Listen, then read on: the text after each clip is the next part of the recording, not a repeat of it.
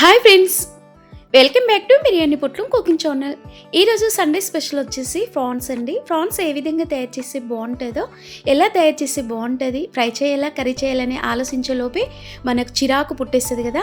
అలాంటివి ఏం పెట్టుకోకుండా సింపుల్గా ఇలా వండేయండి, చాలా టేస్టీగా కమ్మగా ఉంటుంది ఫ్రెండ్స్. అత్తయ్య అయితే 3 కిలోల రొయ్యలు మా చెరువులోవే తీసుకొని ఇలా ఒలిసి పంపించారండి. మా ఆయన ఉదయం వెళ్ళేసి బస్సుకు వెళ్ళి తీసుకొని వచ్చేసారండి. ఇలా మనకి ఉప్పు పసుపు వేసి నీటికి కడిగి పక్కకు పెట్టుకోవాలి. స్టవ్ వెలిగించుకొని ఒక 4 స్పూన్లు ఆయిల్ వేసుకోవాలండి. ఒక 6 నుండి 7 వరకు సన్నగా తరిగిన చూడండి పచ్చిమిర్చి వేసుకోవాలి. అది కాస్త ఫ్రై అయిపోయాక 2 ఉల్లిపాయలు ఇలా ఫ్రై చేసుకోవాలండి. సన్నగా తరగాలి. కనీసం 2 కిలోల రొయ్యలకి మనము పెద్దపాటి ఉల్లిపాయలు వేసుకోవాలి. కనీసం మనకి 250 గ్రామ్స్ వేసుకోవాలండి. ఫ్రై కనుక మనకి ఉల్లిపాయలు అనేది ఎక్కువ ఉంటే టేస్ట్ అనేది ఎక్కువ ఉంటుంది, గ్రేవీ కూడా వస్తుందండి.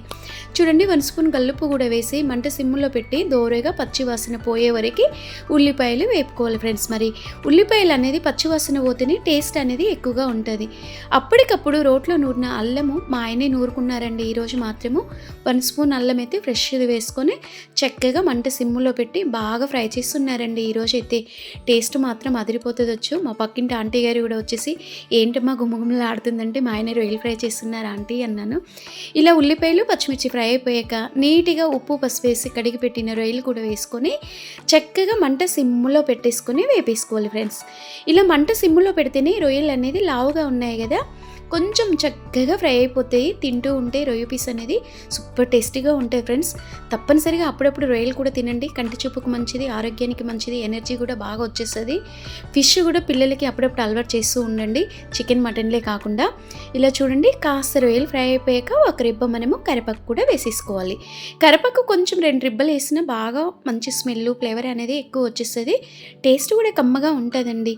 కరివేపాకు కంటి చూపుకు మంచిది అంటారు ఫ్రెండ్స్. మరి పెద్దలు మీరు ట్రై చేయండి తప్పనిసరిగా.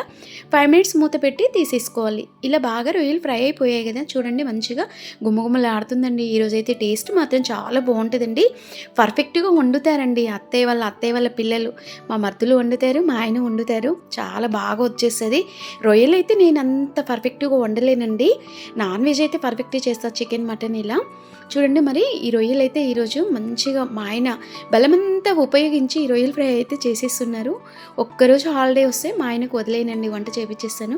2 స్పూన్స్ మిర్చి పౌడర్ వేసుకొని మరోసారి చక్కగా ఈ విధంగా కలుపుకోవాలండి. రొయ్యలకి మనము కారం ఉప్పు వేసిన తర్వాత మంట చాలా చిన్నగా పెట్టుకోవాలి ఫ్రెండ్స్. కారం వేయడం మూలంగా త్వరగా కడాయి అనేది అత్తుకుంటుంది కదా, మాడకుండా ఈ విధంగా సిమ్ములో పెట్టి బాగా ఫ్రై చేసుకోవాలి.